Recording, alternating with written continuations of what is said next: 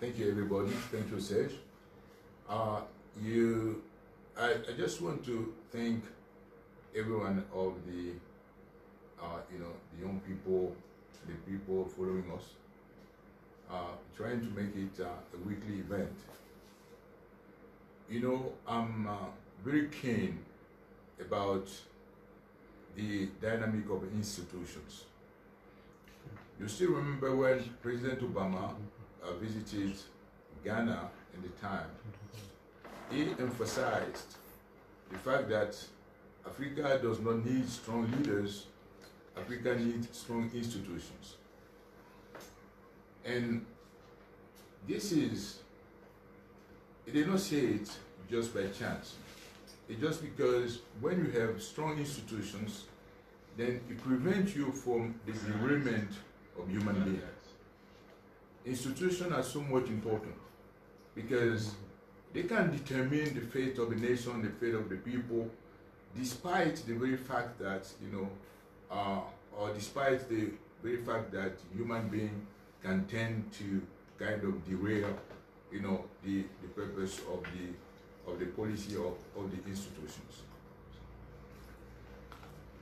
The reason why I have entitled the talk of today, Personification of Political Power and its devastating consequences on, the rule of law, on our investments, on growth and democracy, because it's so much important for, the growth and an inclusive society.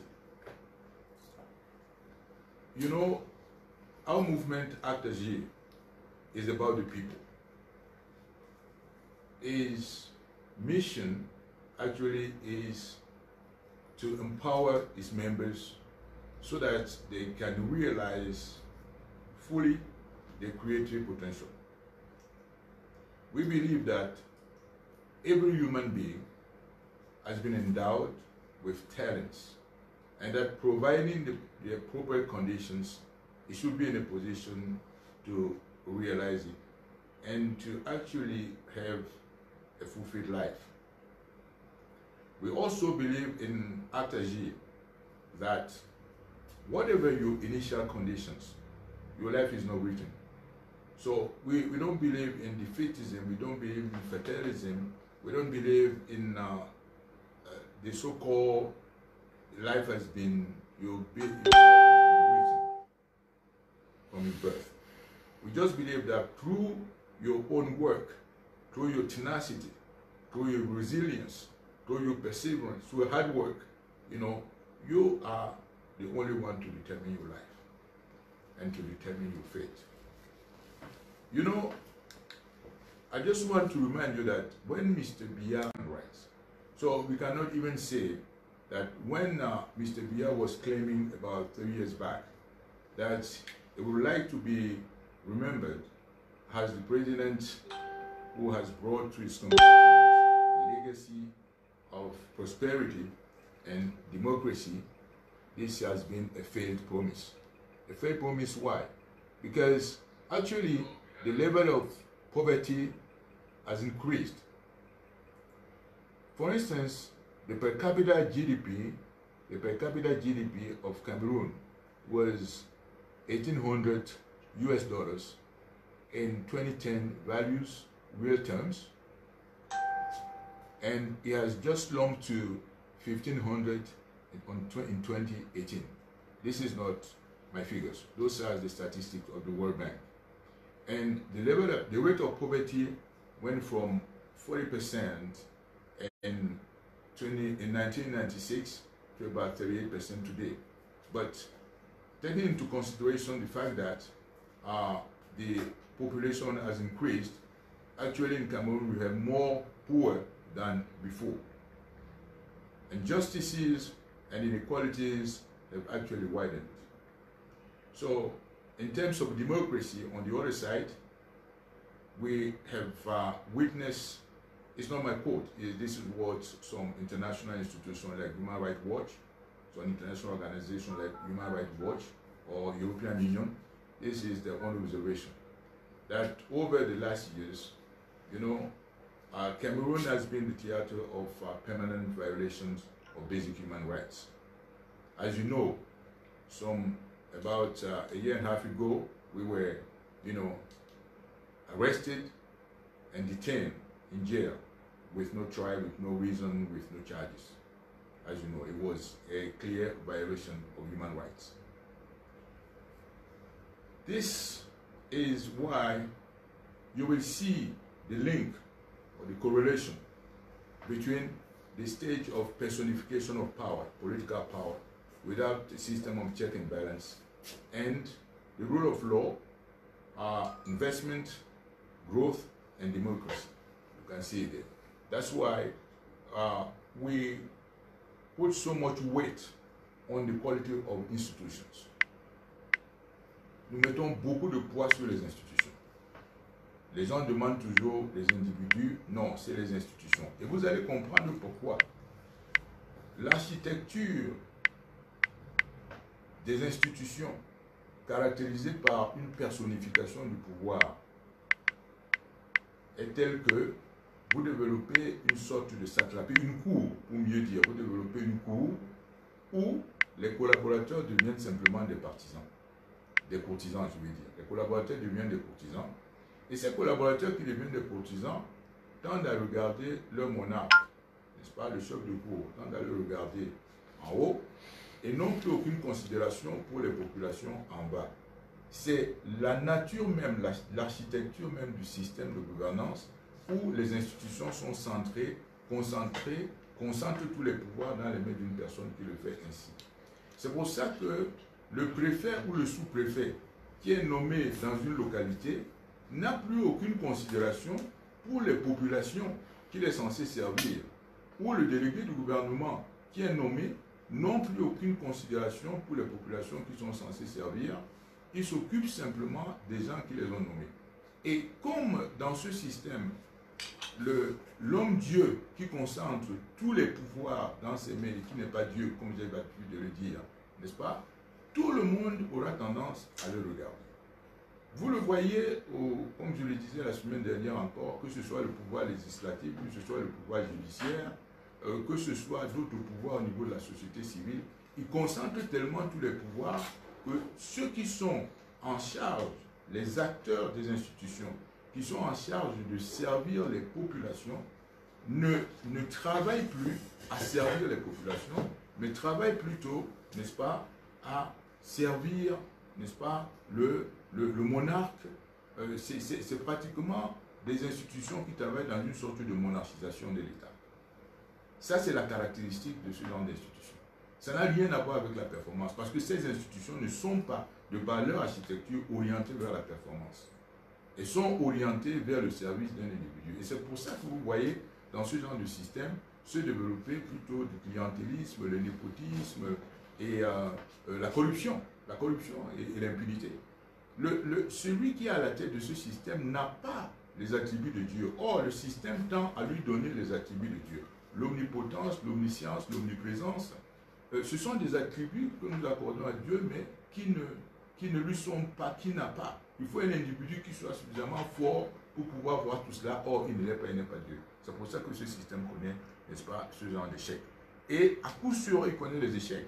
Que vous le regardiez au niveau du Cameroun aujourd'hui, que ce soit l'économie, les infrastructures, c'est un échec total sur tous les plans. Au niveau, par exemple, du système judiciaire, vous pouvez également le voir.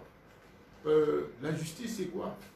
Nous avons été arrêtés et lorsque le président Macron dit qu'il a appelé le président Biya pour lui demander de nous libérer, il ne dit pas qu'il lui a demandé d'accélérer les procédures judiciaires.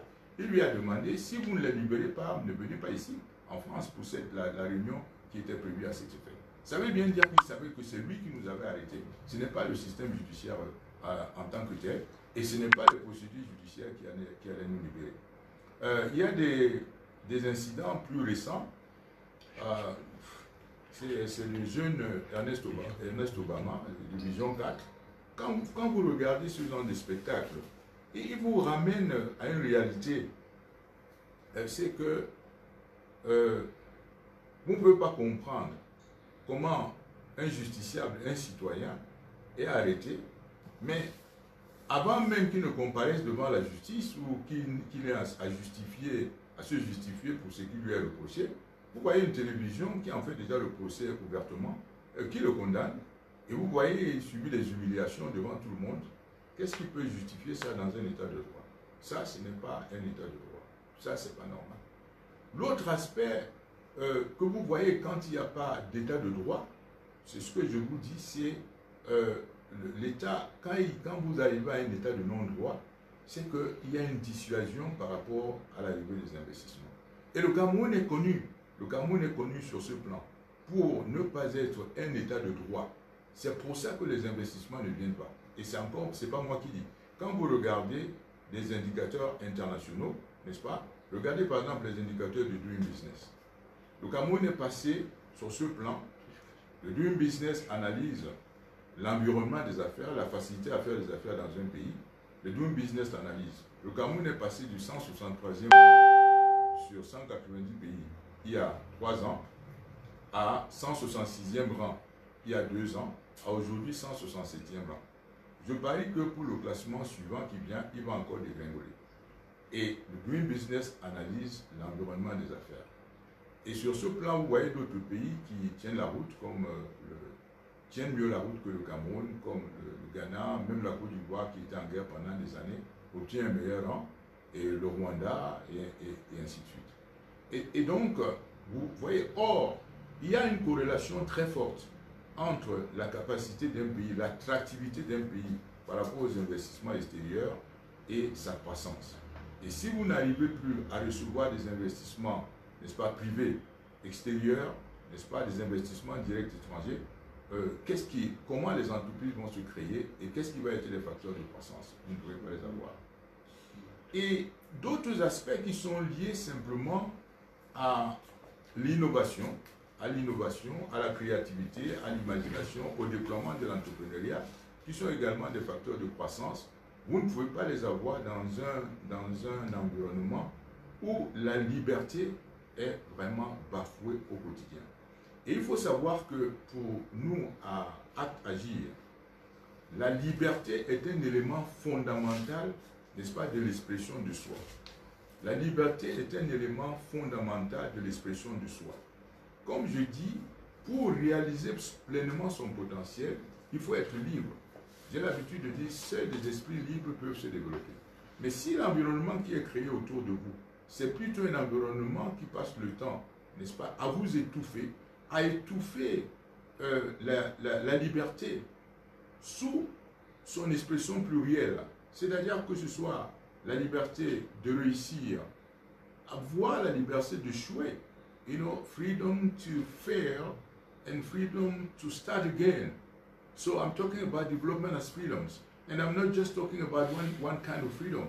I'm talking about the economic freedom.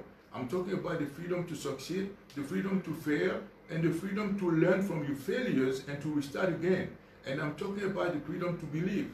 I'm talking about the intellectual freedoms. If you are not living in this kind of environment, which favor actually the expressions of your freedoms and the free expression of your talents, there is no growth into this kind of environment. And no individual will be able to fulfill his own life in this kind of environment. And that's why in our movement, at Agir, we put so much emphasis and so much importance on the ideas of freedoms. Because we used to say, only free men can develop. You cannot just stiffen the freedoms of people. You cannot just, spend your time stiffen the expression of these freedoms and the basic human rights of people, violating the basic human rights, and expect that you're going to live in an environment which is going to be inclusive, and you're going to really experience a kind of inclusive growth into this kind of environment. That's why you have, the result is there. The result is total failure in every area. It's total failure on the economic side, it's total failure on the social side, and even total failure on the political side. Because let's not forget about it. Even the Anglophone crisis can only be explained by the nature, the architecture of these political institutions that have concentrated the full political power in the hands of a single person. And for this person to address all the issues of the people, for this individual to be able to respond to the needs and aspirations of the people in every corner of the country, it has to be God. It has to have the attributes of God. But this guy cannot have the attribute of God because it's not God. It cannot be omnipotent, omnipresent, or omniscience. This is clearly absolutely impossible.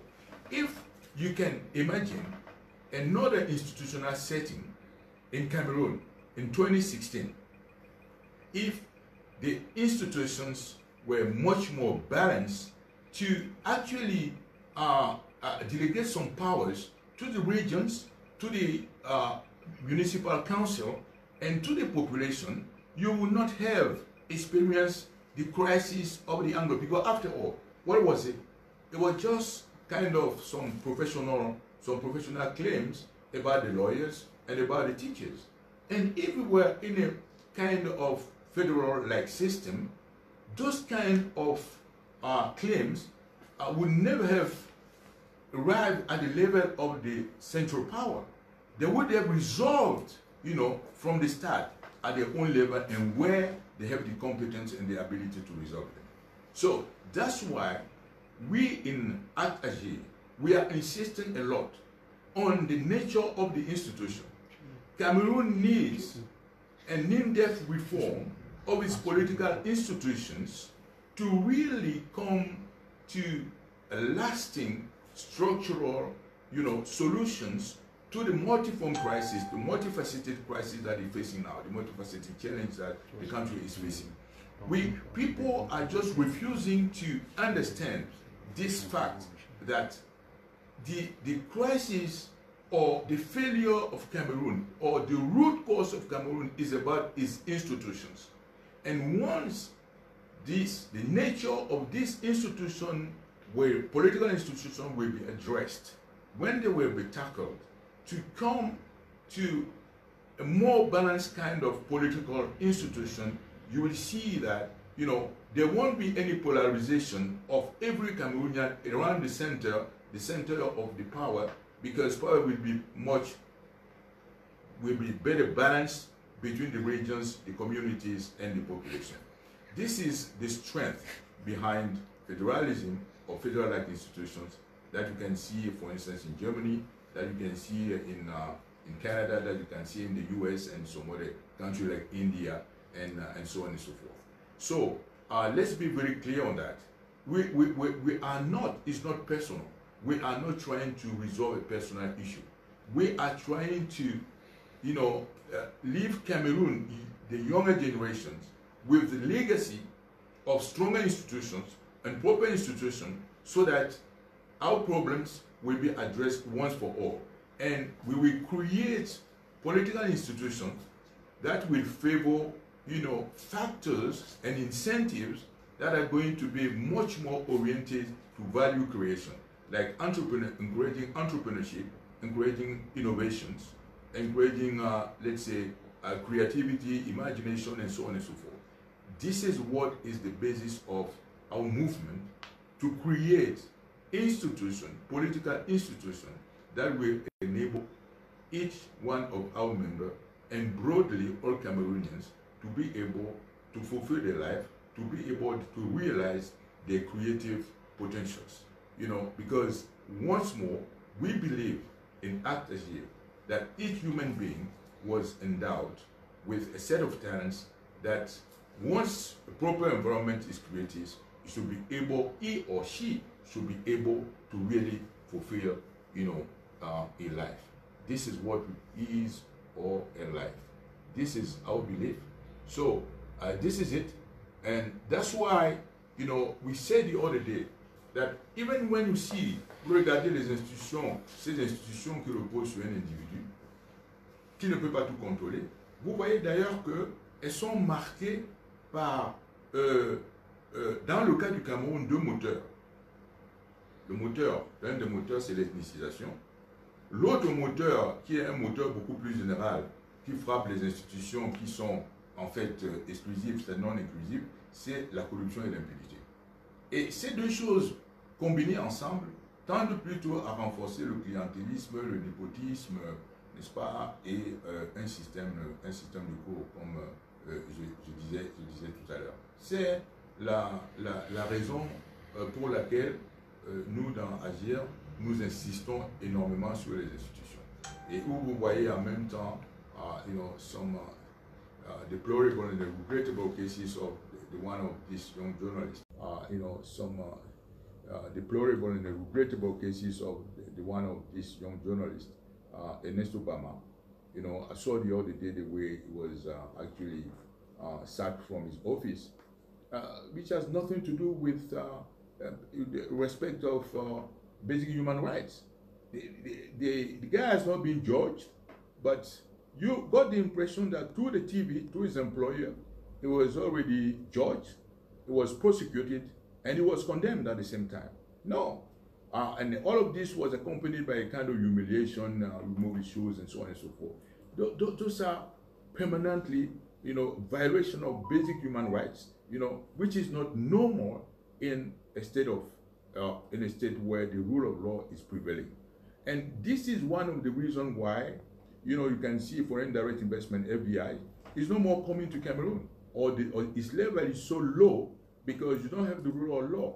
And the transaction costs in this kind of environment tend to be very high because it always associated with the level of corruption that the foreign investors are not willing to pay.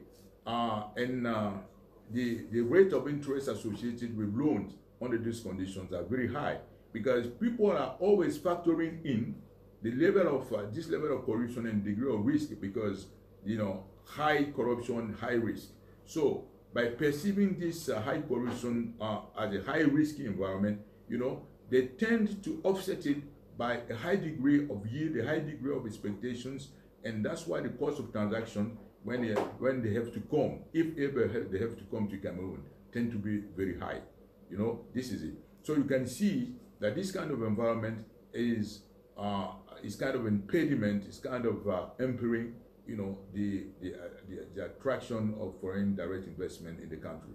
And of course, investment is associated with growth because if you don't have enough investment in the country, you cannot at the same time spearhead growth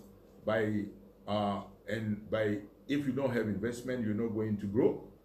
You need investment to create cooperation, to create jobs, to fight against unemployment, and because people are always perceiving Cameroon as a very risky environment due to the level of corruption, you can see it, and you can see the ranking of Cameroon in the Doing Business report of the World Bank and the IFC. For instance, 3 years back, the rank of Cameroon was 163 out of 190 countries. 2 years back, it was 166, and last year was 167. I bet that the coming year, it will again go backward, and this is the reflection of the business environment. This is a business environment which is a kind of deterrent for the coming of foreign direct investment. So this is it.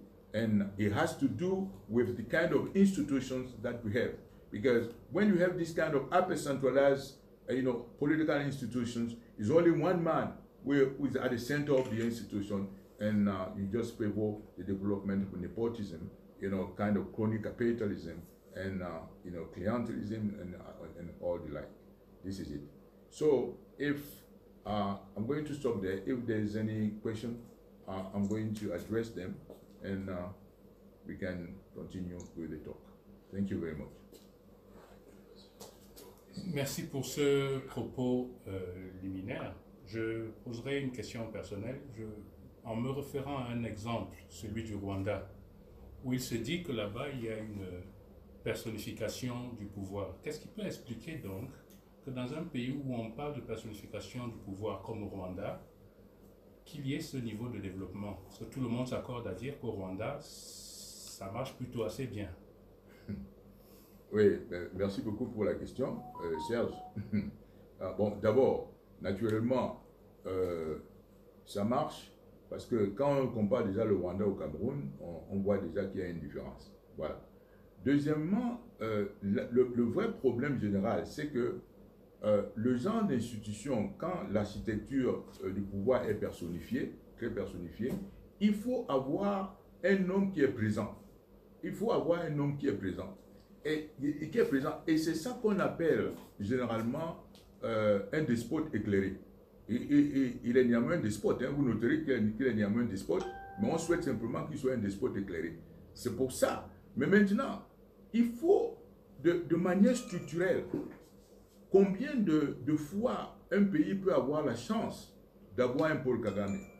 Parce qu'il faut que ce soit le processus, n'est-ce pas, d'élection, le processus démocratique qui vous produise de Paul Kagame, mais pas le fruit du hasard. Vous voyez ce que je veux dire? Parce que l'occurrence ou l'arrivée des gens, des individus comme Paul Kagame, peut être simplement un fait du hasard, que comme ça, il vous arrive de temps en temps d'avoir un despote, mais un despote éclairé, qui veuille, qui a le souci, lui, des populations, qui a le souci des populations, le souci de ses compatriotes et le souci du développement. Mais si vous voulez avoir des institutions qui, elles, par leur architecture, n'est-ce pas, regardent les populations et regardent le développement, il faut que ces institutions aient en elles-mêmes, n'est-ce pas, des caractéristiques qui fassent que quand un leader n'est pas compétent, quand il ne peut pas rendre service, que par les institutions et notamment par les élections, n'est-ce pas, il puisse être dégagé. Oui, le cas du Cameroun est un cas assez bizarre parce que il n'est pas performant. Il n'est pas performant et pendant 40 ans, les institutions n'arrivent pas à les dégager. Ça veut dire que vous avez un problème avec les institutions. Vous voyez, il n'est pas performant. Il ne répond pas aux besoins des populations, ça c'est clair. Il échoue constamment, ça c'est clair. Les indicateurs ne sont pas bons, c'est clair. C'est pas moi qui l'ai dit, mais il est toujours là. Ça, c'est la nature, ça ne peut être expliqué que par la nature de ces institutions. Vous ne faites pas bouger le roi.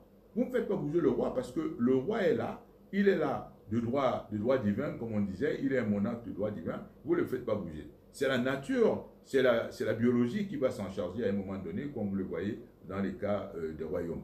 Et donc, vous avez réussi à faire au Cameroun une monarchie, un royaume, parce qu'il n'y a pas de performance sur tous les plans, mais il est toujours là. Donc, ça veut dire que vous avez réussi à faire une monarchisation des institutions, et une monarchisation des institutions, ça veut dire que vous avez fait d'un président d'une république, n'est-ce pas, un monarque. Un monarque, et il y en a même qui ont voulu lui donner des vertus d'un monarque de droit divin, parce qu'ils se sont dit qu'ils étaient ses créatures. C'est ça qui explique c'est pour ça que vous pouvez voir dans le cas du Rwanda, n'est-ce pas, quelqu'un comme Kagame, ça c'est-à-dire de temps en temps vous avez un despote éclairé, mais qui arrive comme ça de manière vraiment aléatoire. Et il ne faut pas que les institutions fonctionnent de manière aléatoire. Il faut donner aux institutions des caractéristiques permanentes qui fassent en sorte que si un leader n'est pas performant, qu'il soit possible de le dégager. Vous établissez de façon très claire que la personnification du pouvoir renvoie à l'hypercentralisation. Dans ce cas de figure, est-ce qu'on ne peut pas dire que le problème véritable, ce n'est pas tant que ça la structure de l'État, mais la qualité des hommes qui l'incarnent? On pourrait dire que sous Ahidjo, on ne parlait pas de forme de l'État, sauf de temps en temps des voix qui venaient du côté des anglophones. Non, je pense plutôt que quand on dit sous Ahidjo, il n'y avait pas de liberté d'expression, il n'y avait pas les gens de s'exprimer, on n'était pas encore dans la période où, de par le monde, n'est-ce pas, le monde, le poids du monde. Aujourd'hui, c'est très difficile. Vous voyez, Ahidjo n'avait pas le même environnement international que maintenant. Ahidjo n'avait pas le monde entier. Ahidjo n'avait pas le monde entier sur lui pour les abus des droits humains que lui-même commettait. Il commettait des abus de droits de l'homme, vous le savez bien. Mais le monde n'était pas encore ouvert. Il y avait la bipolarisation du monde. Donc, chaque fois qu'il faisait des abus, n'est-ce pas, parce qu'il ne faut pas l'excuser aussi facilement. Chaque fois qu'il y a eu des abus de droits humains sous Ahidjo, un camp venait toujours le défendre parce que ces gens, comme les Mobutu, les Ahidjo, étaient présentés comme, n'est-ce pas, partisans du camp occidental. Donc, on fermait les yeux sur les abus et les violations qui faisaient des droits humains. Alors, il ne faut pas que ce soit facile qu'on oppose tout le temps Ahidjo, alors que c'est la continuation, au fond, du même système du point de vue de la démocratie. La démocratie a été absolument étouffée sous Ahidjo. La démocratie n'existait pas sous Ahidjo. Le système s'est perpétué et s'est plutôt aggravé sous Biya. Bon, malheureusement, c'est que sous Ahidjo, le monde n'était pas aussi ouvert que maintenant. Et pour pouvoir me dire qu'il y avait une personnification du pouvoir, mais il a fait ci, il a fait cela. Non, non. je ne pense pas. Du point de vue des droits humains, il y avait exagération. Maintenant, du point de vue économique, on peut dire qu'il était un peu cette espèce de despote éclairé. Vous voyez, c'est la chose qui est différente. Du point de vue des droits humains, il abusait, il avait abus, violation des droits humains. Mais du point de vue de l'économie, n'est-ce pas, il était de l'autre côté, le despote éclairé, c'est-à-dire que la personne qui veillait. C'est-à-dire que vous n'auriez pas eu le genre de situation que vous avez aujourd'hui où des dirigeants passent 40 ans, 20 ans, 15 ans à la tête d'entreprise et qu'ils ne soient pas sanctionnés. Et sur ce plan, il avait cela. Donc, du point de vue de l'architecture de l'institution, vous pouvez le distinguer de Biya. C'est-à-dire que c'est quelqu'un qui regardait. Vous n'auriez pas pu avoir ce que vous avez eu pour la CAN 2019 et sous Ahidjo se soit laissé. Non, il aurait sévi, il y aurait eu des enquêtes et les gens auraient été punis. C'est exactement ce qu'il a fait en 72. Donc, je voudrais faire la claire distinction du cas Ahidjo. Pour la violation des droits humains, c'était clair. Mais pour ce qui concerne l'économie, n'est-ce pas, le développement, c'est quelqu'un qui était beaucoup plus attaché, n'est-ce pas, au développement, à l'industrialisation du pays, même du point de vue de sa gestion, à respecter les dates. Par exemple, le comice agro-pastoral, c'est tous les 2 ans que M. Ahidjo les tenait. Et vous voyez que c'est une discipline personnelle, c'est ce que vous n'avez pas avec M. Biya. Vous voyez, et là on a eu la chance d'avoir M. Ahidjo. C'est une chance. Puisque si vous n'avez pas d'institutions qui produisent, n'est-ce pas, des gens qui puissent être disciplinés, vigilants, n'est-ce pas, attachés au développement, attachés à la performance, mais vous allez avoir ce qui se passe là actuellement. C'est-à-dire 40 ans durant, vous avez des indicateurs qui sombrent le pays, qui sombrent du point de vue économique, mais la personne est toujours là.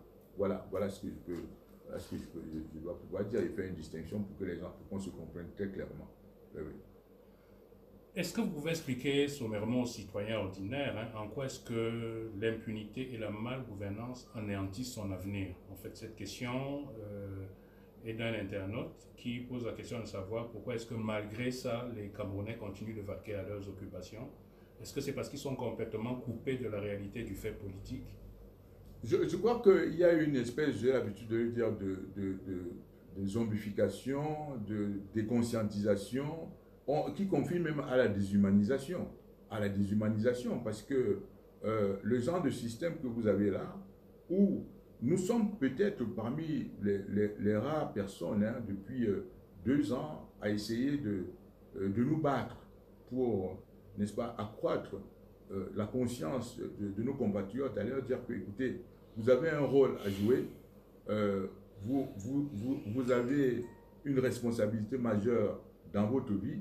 Sinon, nos compatriotes, parce qu'il y a des moments, on nous dit, mais à un moment donné, on m'a demandé, mais comment est-ce que des gens pouvaient aller venir distribuer des masques et des gels, n'est-ce pas, des jeunes gens, et que la police vient les arrêter et qu'ils ne réagissent pas. Je dis, mais attendez, c'est toute la structure sociale, c'est les élites.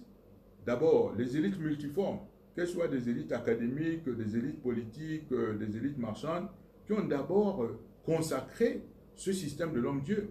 Pourquoi voulez-vous que nous, les aînés, quand nos jeunes frères nous voient célébrer un monarque, un dictateur, et dire à la limite que c'est ça la référence, pourquoi voulez-vous que eux, qu'est-ce qu'ils vont faire?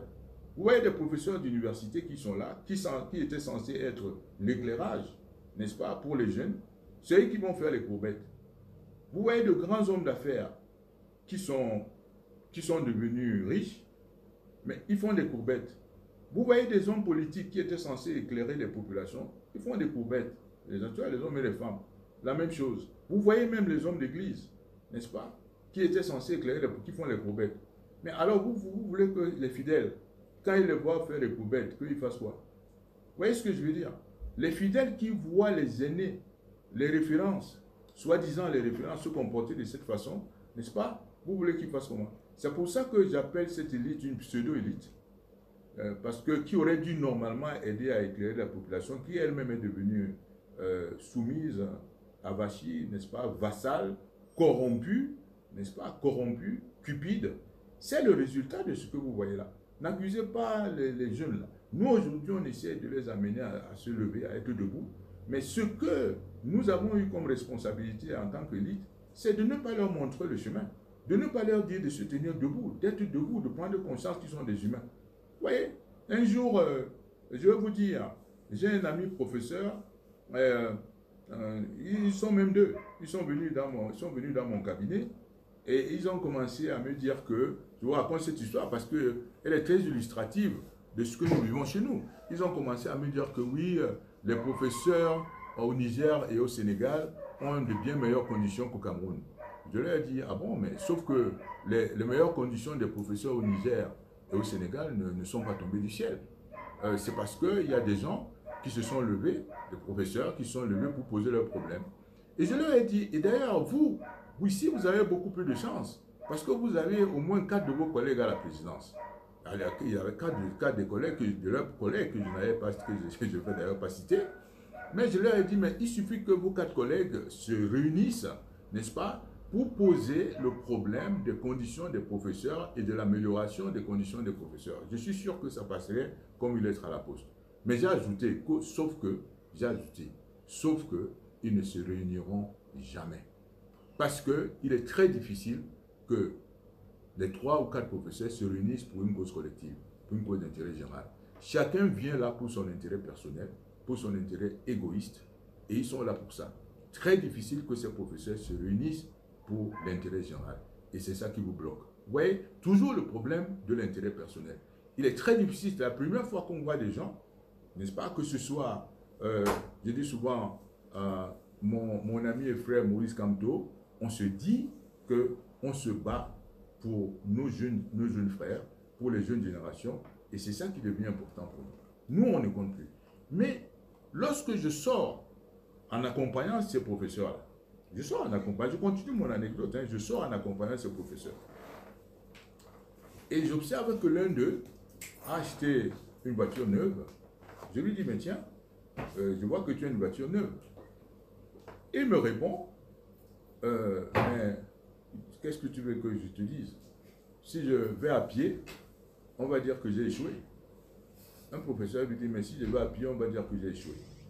Alors c'est très marrant, parce que son collègue qui était derrière nous et qui suivait cette réponse, n'est-ce pas, m'appelle le soir en me disant, mais tu as entendu la réponse de l'autre tout à l'heure? Je lui dis, oui, mais c'est ton collègue. Il s'est défini par la voiture.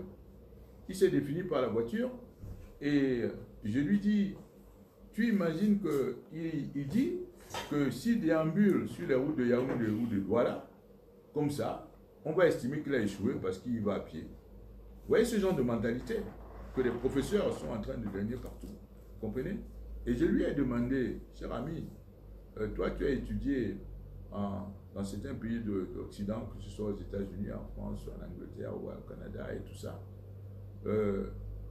Combien de tes professeurs sont venus te donner des cours, soit à pied, soit en métro, et comme ça? Il m'a dit plus de 90%. J'ai dit, ben voilà. Donc, vous voyez, c'est plus une question de mentalité qu'on n'accuse pas ces gens en bas. C'est nous qui aurions dû éclairer la population et résister. Mais malheureusement, nous sommes tous entrés dans la corruption de ce système. Nous l'avons accepté. Nous avons fait d'un être humain un Dieu. Nous avons fait d'un être humain un homme-dieu qui n'est pas Dieu, comme j'ai l'habitude de le dire.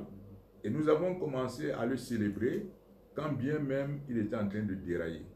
Quand bien même il était en train de dérailler. Nous avons, parce que, vous voyez, en lui donnant les attributs de Dieu, parce qu'on ne juge pas Dieu. Vous voyez, Serge, me posez la question, mais Dieu, lui, on ne peut pas le juger. Il y a même des moments aux yeux des hommes, quand nous estimons que quelque chose a été un scandale, on dit, mais comme c'est Dieu qui a décidé, quelque chose qui nous apparaîtrait comme un scandale. Mais quand il s'agit, c'est Dieu qui l'a fait, on dit, mais c'est Dieu. Mais quand vous arrivez à donner à un être humain ce genre d'attribut, c'est très grave. Parce que ça veut dire que vous ne pouvez plus le juger. Donc M. Biya n'était pas comptable de ses actes devant les populations. Un être humain. Vous arrivez à créer des institutions qui font d'un être humain, n'est-ce pas, un Dieu. Ça devient très grave. Mais vous allez le juger comment? La preuve, il a fait 40 ans. Il a fait 40 ans. Et s'il y avait la vie, il pourrait encore continuer. Parce que tel que les Camerounais sont, il pourrait encore, tel que cette élite est, elle pourrait encore continuer à célébrer l'individu, ainsi de suite. Tout ça. Non, voilà la situation. Donc, c'est les institutions qui auraient dû dire non. Comment vous pouvez imaginer que que le président du Parlement, Kawai Egejibre, il est élu, n'est-ce pas, soi-disant par les députés, lorsqu'il prend la parole, il remercie le chef de l'État, qui n'était pourtant pas à l'élection. L'autre, là, celui du président du Sénat, pareil. Vous parlez d'un système judiciaire qui est également aux ordres, et ainsi de suite. Vous les voyez, pendant la fête de présentation des vœux, vous les voyez tous aller à cette espèce de séance de soumission. Mais s'y mêlent les hommes d'affaires, où on croit qu'ils doivent leur richesse à leur travail personnel, non, mais c'est toujours un système de passe-droit. Comme ils savent qu'ils ont obtenu leur richesse, pas par le travail, auquel j'invite mes jeunes frères, en disant qu'il n'y a que le travail d'agir, il n'y a que votre travail, il n'y a que votre persévérance, il n'y a que votre résiliation, il n'y a que votre ténacité qui constituent les facteurs de réussite. La sorcellerie et tout ça, pour moi, je ne crois pas. Enfin, de toute façon, pour moi, ça n'existe même pas, n'est-ce pas? Donc, il y a que... Mais je vous rappelle d'ailleurs qu'au XIVe siècle, hein, quand des choses comme la grippe, il y a eu une grippe qu'on appelait peste noire en Angleterre, hein, Black Death, qui est apparue en Angleterre. Les prêtres, les pasteurs, enfin les prêtres, les évêques invitaient les chrétiens à aller prier dans les églises. Or, comme il n'y avait pas encore la connaissance de la science par rapport à ce genre de virus, parce que vous vous souvenez que Pasteur n'arrive qu'au 19e siècle, et ça s'est passé au 14e siècle, eux, ils poussaient plutôt les gens à se mettre ensemble. Or, vous savez aujourd'hui qu'il faut faire la distanciation sociale. Or, à l'époque, ils poussaient les gens à se mettre ensemble. Et ils ne comprenaient pas que plus ils priaient dans les églises, plus les gens mouraient. Plus ils priaient dans les églises, parce qu'ils étaient ensemble dans les églises, plus ils priaient. Ils en ont compris quoi? Que c'est la malédiction de Dieu. Donc vous voyez ce que fait l'ignorance. Vous voyez ce que fait l'ignorance. Plus ils voyaient qu'ils priaient fort, et plus les gens mouraient, mais ils ne se rendaient pas compte qu'ils allaient contre ce que la science aurait dû dicter, nous dicte aujourd'hui, c'est-à-dire que la distanciation sociale. Donc nous, à Agir, je vous répète que nous sommes là pour que les gens s'épanouissent. Nous ne croyons pas à la sorcellerie, nous ne croyons pas, nous ne sommes pas défaitistes, nous ne sommes pas fatalistes. Nous croyons que chaque être humain est doté de capacités, de talents, et c'est ça que nous cherchons à mettre. D'ailleurs, vous savez bien que l'autre série pour nous va être une série consacrée, n'est-ce pas, à donner aux jeunes gens des outils professionnels dans tous les domaines de notre expérience, restitués, pour qu'ils puissent créer de la richesse et qu'ils puissent mener une vie confortable, normalement, parce que nous pensons qu'ils ont des talents. L'autre série, c'est là plutôt comment faire ceci, comment faire cela, comment créer une ferme, comment créer telle entreprise, comment faire ceci. Nous sommes là pour ça, pour restituer, pour leur donner cette expérience et que le Cameroun ne soit pas fini. Regardez, par exemple, un système comme celui-ci, qui n'est pas inclusif, c'est-à-dire qui ne pense pas aux individus. Vous allez voir que le taux de bancarisation au Cameroun est de 15%. C'est-à-dire moins de 15% de la population camerounaise a accès aux services bancaires. Mais comment est-ce que moins de 15% de la population camerounaise a accès aux services bancaires et vous allez changer le destin des gens, de ceux qui veulent faire les entreprises avec ça? Vous savez qu'à un moment donné, 2011, je dis à M. Biya qu'on peut faire des microcrédits pour micro-entrepreneurs. Il s'en va à Douala en octobre 2011, pendant la campagne, vous pouvez le regarder dans le discours. J'avais écrit dans le discours, il est parti le dire, parce que comme lui, il lit toujours très facilement les discours, mais lorsqu'il est arrivé que, voilà les engagements que vous avez pris pendant la campagne, maintenant il faut les remplir.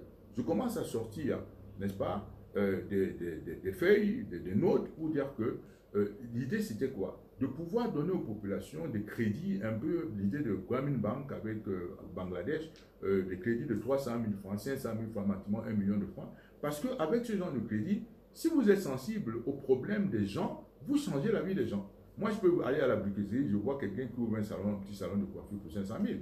Je vois une dame qui peut ouvrir un petit salon de coiffure pour 500 000, à condition qu'il ait 500 000 de crédit. Or, ça, ce sont des micro-crédits qu'on peut donner aux gens. Mais il faut que le système pense aux gens. Nous, on dit dans Agir qu'on va mobiliser ce genre de financement à l'endroit des gens qui veulent entreprendre. Parce que c'est ça qui est important pour changer la vie des gens.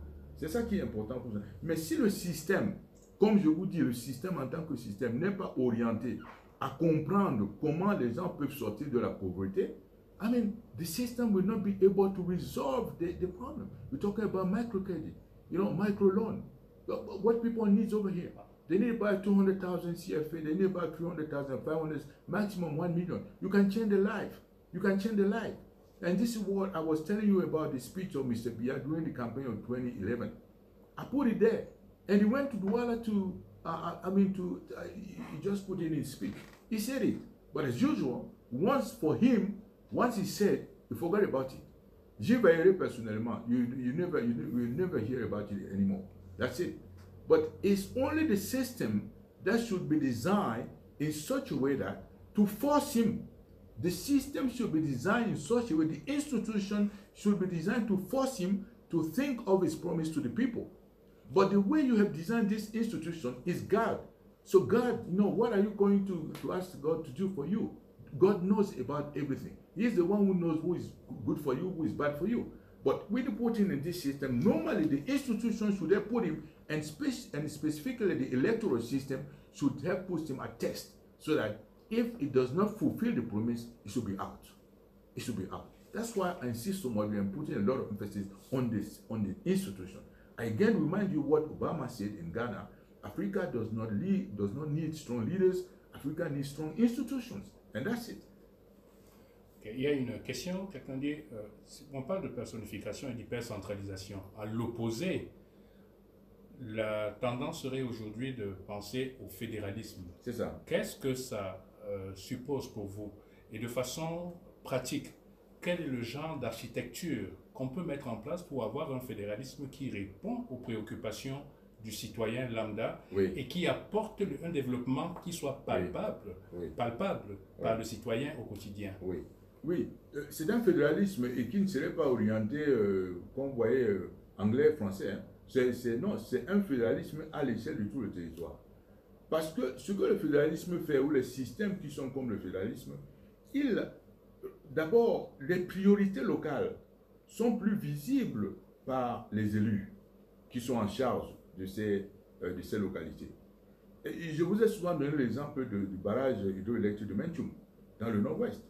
Et il est simplement impossible d'imaginer que les chutes de Menchum sont là depuis des lustres. Mais que le projet de barrage hydroélectrique de Menchum n'ait jamais pu avoir lieu. Alors que c'est un projet qui aurait dû être prioritaire pour les gens dans le nord-ouest. Et s'ils avaient le pouvoir et les capacités, n'est-ce pas, et les moyens de résoudre ce problème, il y a fort longtemps que ce barrage de Menchum aurait dû se réaliser. De la même manière, la liaison routière entre Bafoussam et Bamenda, c'est une liaison routière qui est vitale pour les populations de cette localité. Si le pouvoir était réellement dévolu aux régions, à ces deux régions qui sont deux régions industrieuses, où vous imaginez les gens se lever chaque matin à 4 heures. Mais les gens se crêpent le chignon, se lèvent à 4 heures, but they don't reap the benefit of the work and of the hard work. Why is that? Why are you telling me about this road between Bafoussam and Bamenda? Why the road is not a highway? Just because of this hyper-centralization of the political power. But by the time you were kind of, transfer much more means and ways to this region, you will see overnight this road will be built. And this road will be a highway, not a simple road. Because people will see the priority about the road. C'est la même chose que vous voyez quand vous allez à l'extrême nord pour les questions d'eau, pour les questions d'électricité. Ce que je veux dire, dans un système, n'est-ce pas, fédéral ou quasi-fédéral, les priorités apparaissent d'évidence, n'est-ce pas, aux populations. Et ce qui se passe, et aux dirigeants, et ce qui se passe, c'est que le système est tellement soumis à l'évaluation des populations que les leaders qui ne s'occupent pas du sort des populations, les élections suivantes sont évacuées. Donc vous voyez, ce sont des systèmes qui ont le contrôle de performance comme built-in. The performance control and the indicators and performance indicators and key performance indicators are built in the system. De manière qu'ils soient contrôlés en permanence. Et s'ils ne sont pas, if they are not performant, they will be sent out during the next election. Dans votre propos tout à l'heure, vous avez cité 4 poches qu'on qualifierait de poches de dépenses, dans lesquelles l'État, au Cameroun, il y a à peu près 800 milliards de francs qui papent. Vous avez parlé de l'importation du poisson, oui, l'importation du blé, des huiles végétales, du riz. Oui. Comment peut-on de façon concrète inverser la tendance? Mais vous avez un gros importateur de poissons. Nous sommes en 1980, je vais vous donner les chiffres. En 1980, on importait à peine 1000 tonnes de poissons au Cameroun. Nous avions une flotte de pêche industrielle qui était vraiment abondante. Vous aviez à ce moment les crevettes du Cameroun, Coupéma, Sapema, Cotonnet, tous les noms que vous avez, tout ça a disparu. Vous voyez ce que je veux dire? Aujourd'hui, vous passez de 1980 à peu près à 1000 tonnes de poissons importés à plus de 220 000 tonnes de poissons importés aujourd'hui. Si un gouvernement peut faciliter autant les importations de poissons et d'une denrée essentielle, alors qu'ils auraient dû normalement pousser ces entrepreneurs à créer des flottilles de pêche. À ce moment-là, non seulement vous créez des emplois, mais vous exportez également le poisson. Nous avons des terres arables telles que nous pouvons produire, on peut faire un complexe agro-sucrier dans la vallée de la Benue, il n'y a aucun problème là-dessus, il y a des terres, n'est-ce pas? Vous pouvez faire un complexe agro-sucrier à l'est, vous pouvez étendre ceux de Bandiok, vous pouvez dans le Mbam, mais quand vous le faites, nous avons des terres arables pour ça. Non seulement on serait autosuffisant en production de sucre, mais on exporterait également, ce qui réduirait d'ailleurs la pression sur les devises, comprenez? Parce que quand je vous parle de 700 milliards d'importations, vous devez avoir la pression sur la balance des paiements, c'est-à-dire la pression sur les devises qu'il faut gagner pour pouvoir redresser nos balances de paiement. Et vous êtes dans une situation où la balance commerciale est chroniquement déficitaire, de l'ordre de quelques 2000 milliards de francs CFA, où le solde courant de la balance des paiements est déficitaire, et où de temps en temps, vous avez ces crises n'est-ce pas, de devises. Mais comment vous pouvez imaginer ça? L'huile végétale, il suffit d'imaginer que l'huile de palme, je parle pour le moment des palmiers, l'huile de palme, quand vous avez des palmiers, des palmistes, vous pouvez produire l'huile de palme, crude oil, crude oil, palm crude oil. Palm crude oil, you just can produce, the vegetable oil from palm crude oil. La même chose pour l'huile de maïs, la même chose pour l'huile de soja. Aujourd'hui, le soja pousse aisément au Cameroun, n'est-ce pas? Vous avez d'ailleurs, je ne fais pas la publicité, mais vous avez un yaourt là, nourrice qui est à base de soja, et qui est très bon pour le cholestérol. Mais si vous observez bien, parce que moi j'ai passé mon temps à observer l'industrie camerounaise, le soja est un soja qui est produit au Cameroun. Et donc, au nord, on peut faire pousser le soja. À l'ouest, on peut faire pousser le soja. Dans le bas, on peut faire pousser le soja. Et le soja, en produisant le soja, non seulement vous avez la farine de soja, qui est une source de protéines importante, mais vous pouvez également faire l'huile de soja. Mais il faut simplement que vous ayez un leader qui soit orienté vers l'industrie. Monsieur Biya n'a aucune considération pour l'industrie. J'ai observé, je vous dis, j'étais dans le cockpit. Il n'a aucune considération pour l'industrie. Et j'ai fait des consultations avant d'aller au palais. Hein. Comme vous savez, lorsque j'ai démissionné de la SNI dans les années 91 et que j'ai commencé à faire la consultation internationale, j'ai fait pratiquement tous les continents du monde. J'ai vu comment l'Asie a pu s'en sortir. L'Asie n'a pu s'en sortir. Vous voyez un pays comme la Malaisie, avec le premier ministre de l'époque, Mahathir Mohamed, c'est des gens qui étaient concernés par l'industrialisation. Regardez, je vous donne un autre exemple. Petronas, qui est aujourd'hui un des partenaires pour le pipeline avec Chevron et ExxonMobil, Petronas a été créé pratiquement au même moment que la SNH. C'est-à-dire, excusez-moi, dans les années 80. Aujourd'hui, Petronas a plus de 100 filiales outre-mer. Regardez où est la SNH. C'est-à-dire que quand vous me dites que la SNH est performante, simplement parce que est-il les recettes que les partenaires payent la contrepartie de leur production de pétrole, n'est-ce pas? Et puis c'est au Cameroun. Mais ce n'était pas ça la mission stratégique de la SNH. La mission stratégique de la SNH était que les Camerounais soient capables de faire de l'exploration et de la production pétrolière. Si aujourd'hui nous n'avons pas d'entreprise camerounaise en dehors de vos partenaires étrangers qui viennent, la SNH a échoué. I mean, they have failed totally. It's a total failure. Parce que normalement, quand vous voulez, je disais d'ailleurs à M. Biya que, écoutez, vous voyez, les entreprises publiques sont toujours évaluées du point de vue comptable. C'est-à-dire, et Mano est là, je vous ai dit tout ce que j'ai dit là est écrit. Je lui dis non, vous avez une approche qui est une approche comptable et financière. C'est-à-dire, chaque fois, on dit que les inspecteurs du contrôle supérieur de l'État sont arrivés dans une entreprise publique. Ils n'arrivent que pour regarder, n'est-ce pas, les états financiers, d'ailleurs, pour essayer de regarder le vol. Et même, quand ils arrivent, ces inspecteurs-là, mais le mal est déjà fait. Le bonhomme a déjà passé 15 ans là. 15 ans sans contrôle. 15 ans, 20 ans sans contrôle. Il a pu carrément dévaliser l'entreprise. Qu'est-ce que vous pouvez faire? Je vous donne des... SNI 15 ans, SNH 26 ans, et tout. Vous n'avez que cela. Vous comprenez ce qu'il veut dire? Mais, je lui dis, il y a un autre type de contrôle, qui est un contrôle stratégique, un outil stratégique. Celui-là, veut voir si l'entreprise a rempli ses objectifs stratégiques. Vous allez le regarder dans le cas de Camtel. Vous allez le regarder dans le cas de l'Agence de régulation des télécommunications. Je viens de vous parler de la SNH. Je vous parle de la SNI. Vous allez demander combien d'entreprises la SNI a créées depuis 25 ans, puisque l'une des missions dévolues à la SNI, c'était de créer des entreprises. Depuis 30 ans d'ailleurs, c'est-à-dire lorsque pratiquement on est parti. Cherchez à voir qu'est-ce qu'ils ont créé depuis 30 ans en termes d'entreprise. Qu'est-ce qu'ils ont créé? Et quelqu'un est toujours là. Mais comment est-ce que vous pouvez avoir un dirigeant d'un pays qui ne regarde pas la mission qui était dévolue à une entreprise publique qui n'est pas réalisée pendant 30 ans et ce dirigeant est toujours là? Allez regarder Camtel. Allez regarder l'agence de régulation des télécoms. Où est-ce que vous allez voir que il y a eu une sorte de promotion des entreprises locales, indigènes, dans le secteur de l'information technologie de l'information. Alors que dans d'autres pays, vous allez au Ghana, vous allez voir qu'il y a eu une législation spécifique pour favoriser la promotion d'entreprises locales. Ici, vous rendez compte que ces deux entreprises étrangères monopolisent le secteur. Et quand vous avez une troisième à qui vous donnez ça sur des bases droits. Et naturellement, là-dedans, il n'y a que des querelles que vous voyez. Parce que je vous vois venir, vous allez me dire que oui, mais il y a un troisième là qui en a plus. Mais il n'y a que des querelles là-dedans. Ça a été donné sur la base de passe droit. Ça n'a pas été donné sur la base d'une compétition.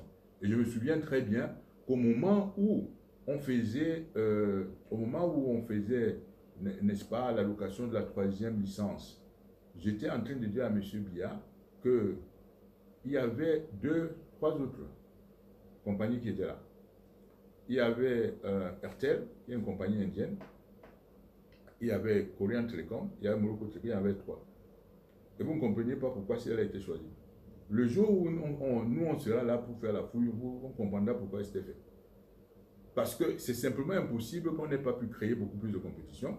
Et je vous racontais la semaine dernière l'histoire de la Mirab, où la note arrive, la note dit que, n'est-ce pas, il y a 3 ou 5 commerçants qui ont monopolisé l'importation des denrées alimentaires de grande consommation. Mais lorsqu'on vous dit qu'il y a 3 ou 5 acteurs, 3 ou 4 personnes qui ont monopolisé l'importation des denrées alimentaires de grande consommation, la solution devient quoi? La solution devient une démonopolisation. C'est-à-dire donner plus de licences, n'est-ce pas, aux autres entreprises ou aux acteurs nationaux pour pouvoir importer et dans un deuxième temps les obliger à produire localement. Qu'est-ce qu'ils ont fait? Ils ont fait une solution à la soviétique. Ils ont créé la Mirab. Mais une solution, mais vraiment à la soviétique. C'est-à-dire c'est une solution de rationnement, n'est-ce pas? Depuis quand vous voyez une entreprise publique, n'est-ce pas, collecter les denrées alimentaires et les distribuer. Or, vous savez que la Mideviv avait déjà échoué sur ce plan. La Mideviv, certains d'entre vous ne s'en souviennent même plus, mais la Mideviv, c'était ce genre d'entreprise qui collectait les vivres et qui devait les distribuer. Un échec total. Vous recommencez des années après comme des gens qui sont amnésiques avec la Mirab. Vous n'entendez même plus parler de la Mirab. Mais par contre, la Mirab a un conseil d'administration, la Mirab a une direction générale, la Mirab a des coûts de structure qui sont élevés, les gens consomment. Et ils ont voulu faire ça une fois en créant une sorte de Société nationale de distribution des produits lampants. J'ai dit que non, s'il vous plaît, ne commencez pas. Parce que pour le moment, ce n'est pas vous qui distribuez le pétrole lampant dans les villages.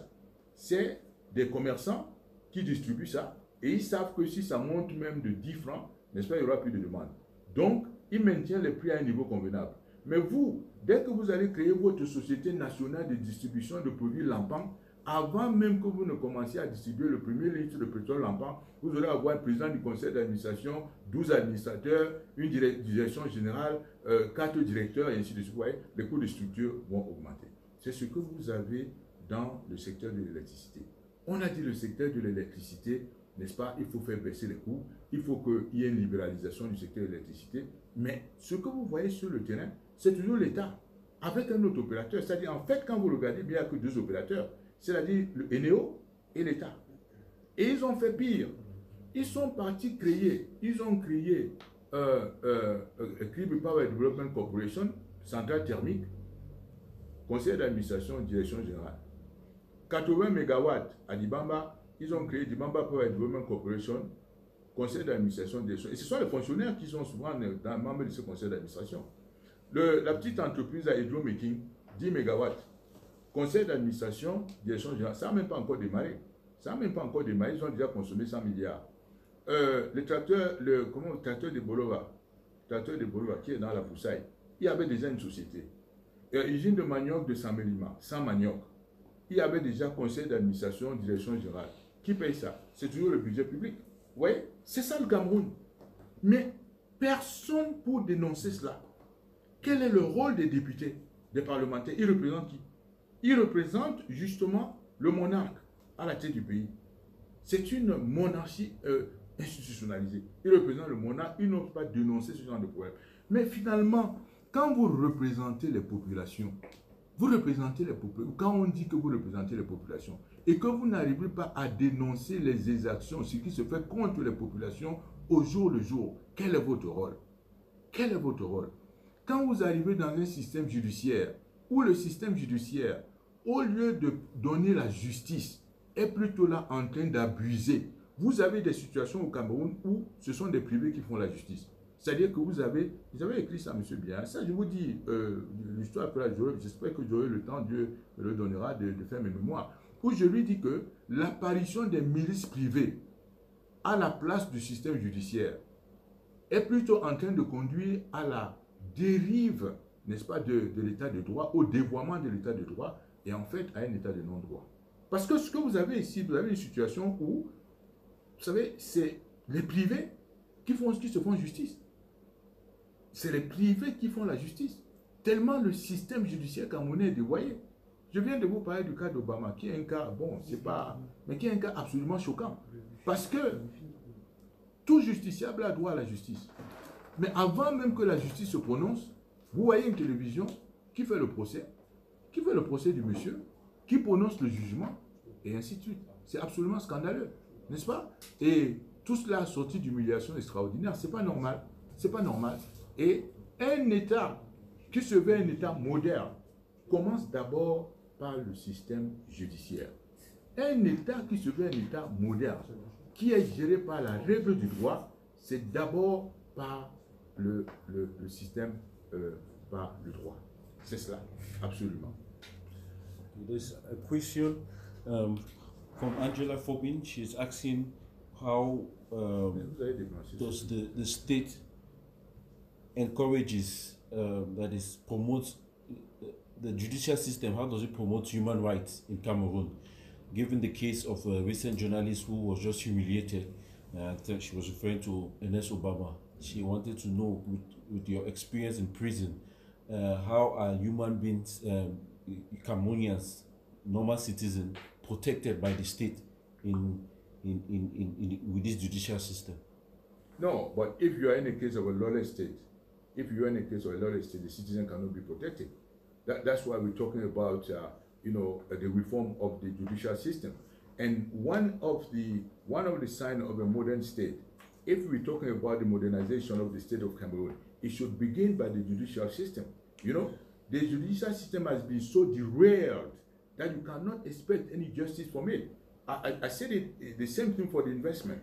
The judicial system, the way it is today, the way it's corrupted, and the way the impunity is prevailing can only be a deterrent even for the foreign direct investment to come to Cameroon. You see what? And this is the case. Until this system, the judicial system is the cornerstone of any modern state. That's why oftentimes you see, even during the International Economic Conference in Cameroon 2016, many of the speakers were somewhat insisting on the imperative of the rule of law. Why they were insisting on the rule of law? Because they have noticed that Cameroon is a lawless state.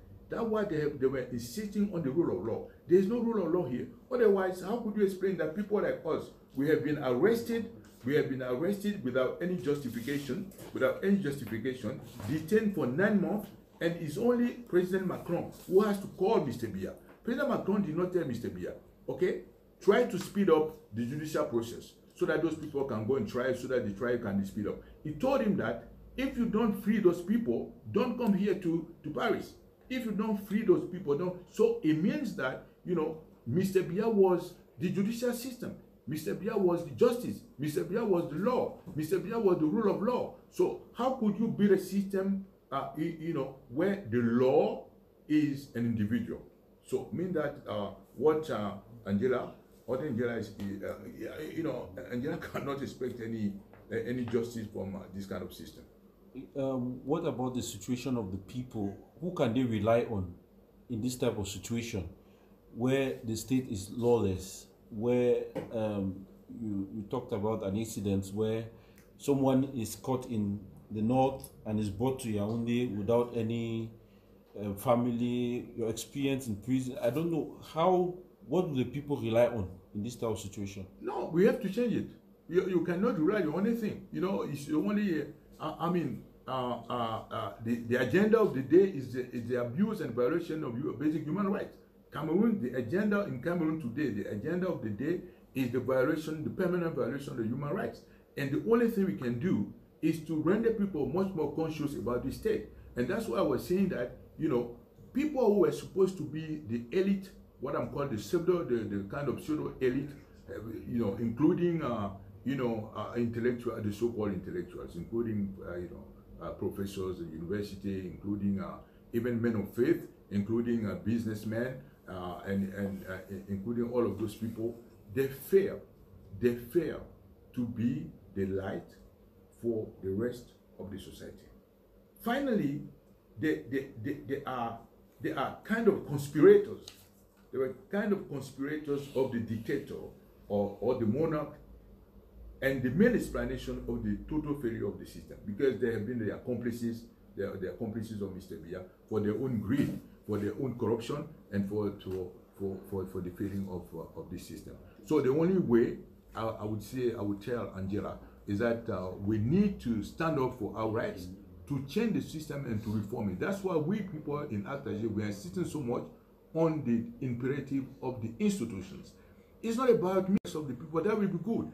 At least that will be a proper legacy, that we know that no time in the future where again this kind of situation prevail, where all the powers, political powers, are concentrated in the hands of a single person without a system of check and balance.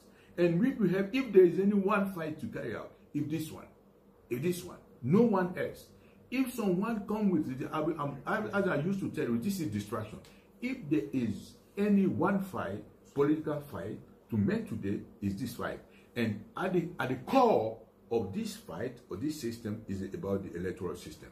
To have a kind of reliable, credible electoral system that can enable Cameroonians to freely choose the leaders and make them accountable periodically about their performance. That's the only thing which is important. If this is that, this can be our legacy or the legacy of my generation for the next generation, I think we will be happy for it.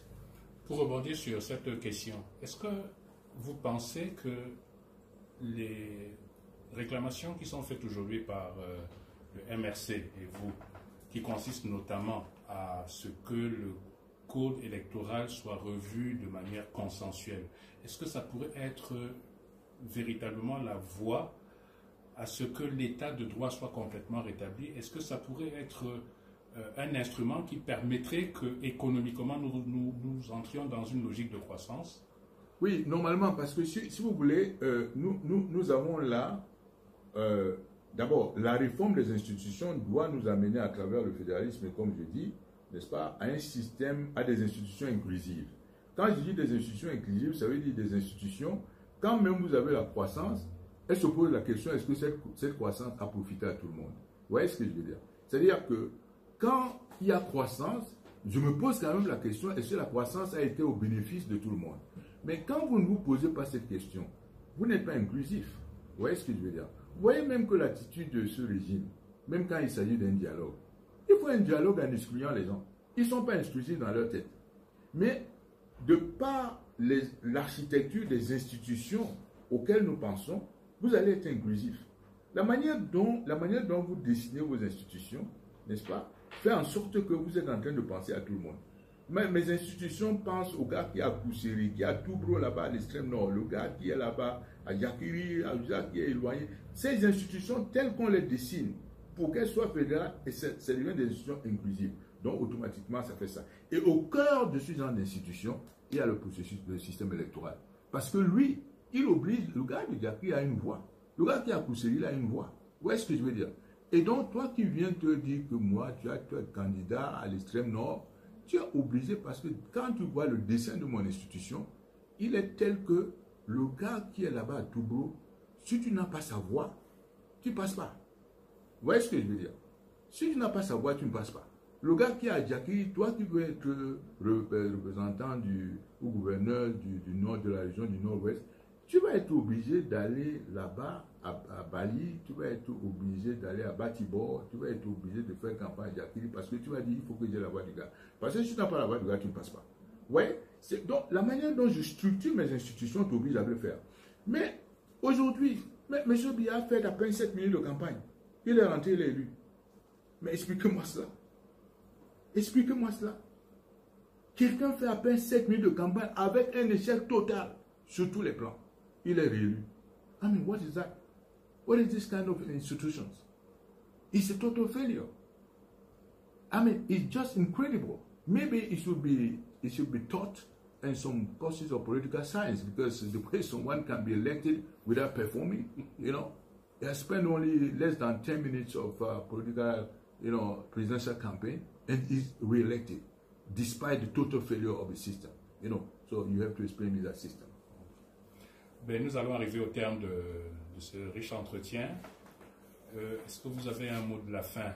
Je voudrais quand même vous demander, est-ce que si vous devriez vous adresser à un jeune citoyen camerounais aujourd'hui, qu'est-ce que vous lui direz? Écoutez, j'ai vu une question à un moment donné, quelqu'un a posé une question je lisais tout à l'heure quand je lisais quand je lisais mon téléphone, je voyais quelqu'un qui disait que mais dans un système hyper centralisé, si le système n'était pas hyper centralisé, comment M. Biya saurait qu'il y a 4000 prisonniers dans des prisons qui n'ont que 1000 places de capacité? Moi, je lui réponds, bon, comme le système est hyper centralisé au point de l'avoir renseigné sur cela, qu'est-ce qu'il a fait? Donc, vous voyez bien l'échec de ce système. Donc, le système, je veux me dire que si le système n'était pas hyper centralisé, il ne le saurait pas. Donc, comme il a su, qu'est-ce qu'il a fait? N'est-ce pas? Il n'a rien fait. Parce que je pense plutôt que si le système était plus tel que je le vois, fédéral-like, n'est-ce pas? La prison de Douala n'existerait plus là où elle est. Les gens se rendraient compte à Douala, parce que c'est eux qui auraient en charge de construire cette prison, que cette prison est devenue en fait un blocage de la nouvelle. Il y a tellement de terrain qu'on aurait déjà construit une prison ailleurs. La même chose pour Konengi. La même chose pour le Nord et ainsi de suite. On se rendrait compte si la charge des prisons était du domaine de la région, mais les gens dans la région auraient déjà enlevé cette prison de Nouvelle ou cette prison de Konengi. On n'aurait pas cette espèce de, n'est-ce pas, surpeuplement, surpopulation carcérale qu'on a là. Et il y a un autre qui a dit que, j'ai vu sa question, il disait que en Belgique, ils sont restés plus de 120 mois ou 150 mois. 120 jours. 120 jours, 120 jours sans gouvernement.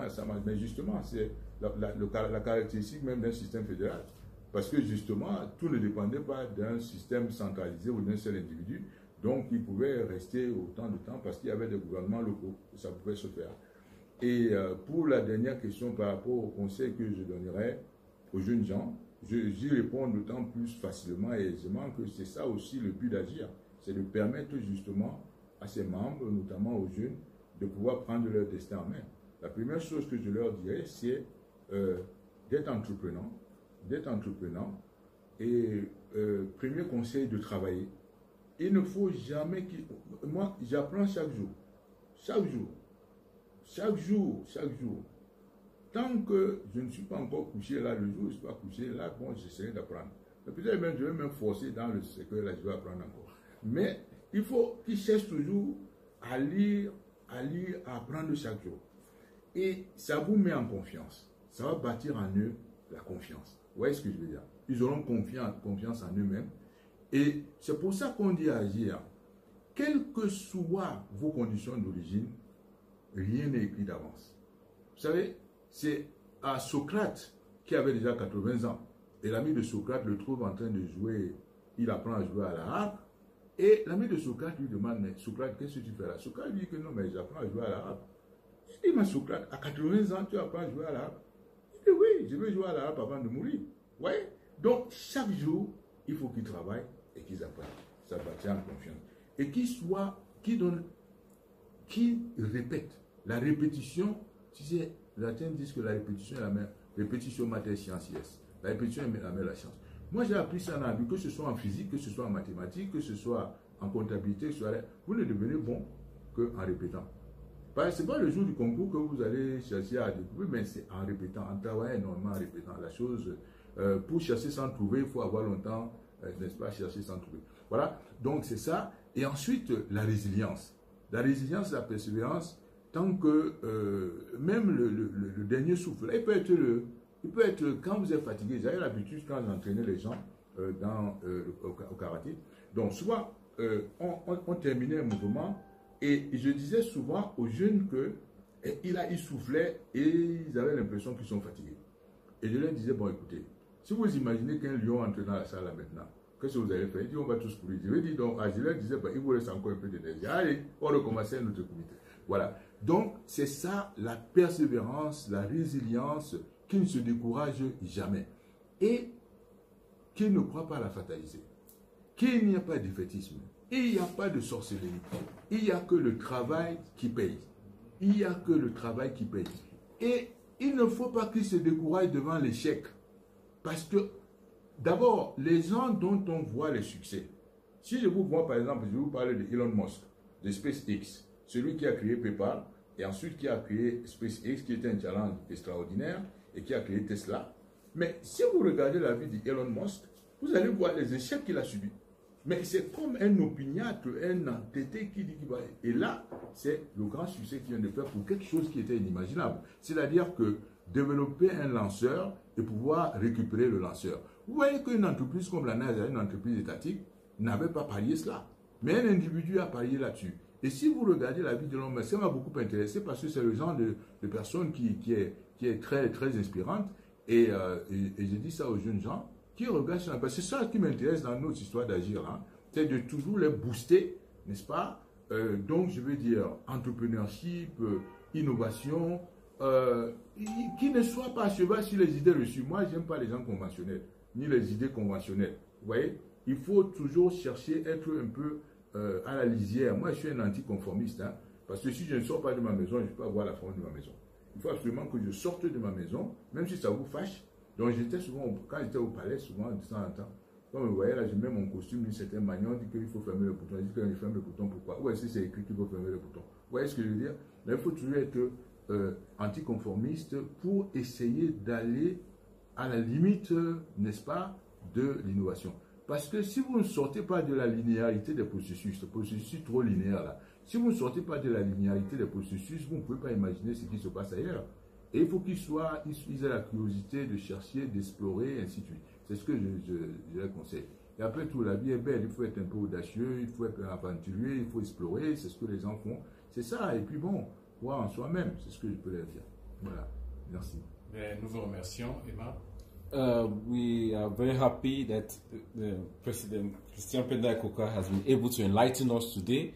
He has asked us to wake up and act and stand up for our rights. And we are going to continue this series every week, and we endeavor you to subscribe on our platforms, that is Agi Act on Facebook and on YouTube. The full video of this talk will be uploaded on our YouTube page, so just remain in contact, and we are going to see you next week. Thank you, Mr. President. Just say a last word. Thank you very much. Thank you very much. I'm just turning to the young people that they should be normally, what I insisted on about entrepreneurship, innovation, not being kind of single-minded. They should not be short-sighted. They should be open, hardworking people, tenacity, resilience, perseverance. That is the secret of success. And even they should not be discouraged by failure. And I was telling them about Elon Musk. I think they understand what I was saying about in French. When this guy managed to, this rocket, because it was a big challenge. Even a corporation like SpaceX, a corporation like NASA was not able to do it, but an individual do it because he was believing in himself. You can see, and they should not be discouraged because they have failed. Because Elon Musk has failed many times and start and restart again. So failure should not be discouraging. You can learn from your failure, and they should be open-minded. They should be kind of anti-conformist. If they are not anti-conformist, because you cannot see the form, you cannot see the shape of your house if you don't get out of your house. You see, and this is very important. And I think they should not be defeatist. I don't like defeatism. They should not be fatalist. Life is open. They should be audacious and daring. Audacious and daring. That's the secret of success. I wish them all the best, and I hope next time we're going to have the opportunity to get on some other professional issues. I would like to help them to create companies, to create enterprise, to create and so on and so forth. Thank you very much. Thank you.